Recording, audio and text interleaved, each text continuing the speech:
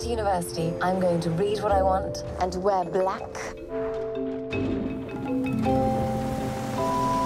Hello, but I'm a music lover and I'm worried about your cellos. Jump in! There were things in the script that I read when I first read it that I thought were risky, and the ick factor was there. Sort of when the scenes got more intimate between our characters. But my second audition for the film was with Peter Sarsgaard, and we read some of those ick scenes, and it was in just the way that Peter read them that they suddenly didn't feel the way that I'd read them in my own mind. And so it became not about a guy who wanted to have sex with a 16-year-old, but someone who wanted to be 16. I'm Jack, this is my wife Marjorie. He didn't tell me he had a sister, Jenny. And then it's Peter Sarsgaard, who's, you know, even though he goes around playing psychos and rapists all the time, he's actually the least threatening person you'll ever meet in your life. And he's so sweet and adorable and fun. He sort of instantly felt like a brother to me, so I was never nervous about that thing. So we could only just, all we focused on was sort of making them fun, and that's what Peter does. He's so playful, and I'd never worked with anyone who messes about as much in a professional way, you know. We're not clever like you, so we have to be clever in other ways, because if we weren't, there would be no fun.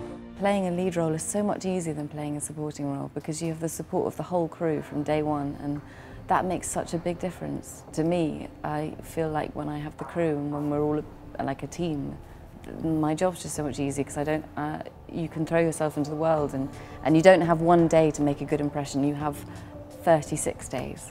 So you can give yourself like 1 or 2 out of 36 to be really crap.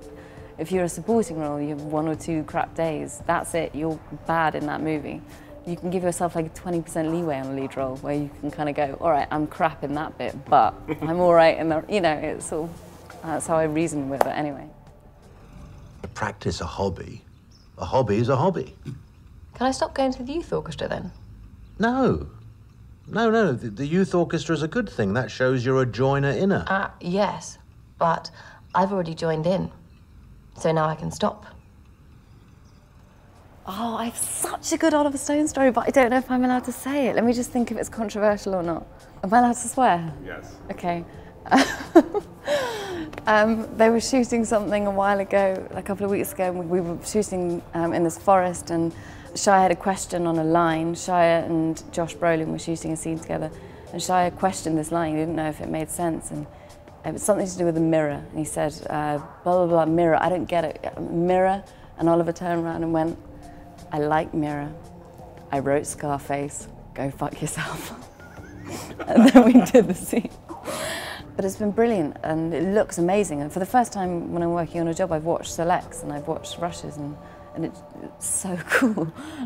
So I'm really excited.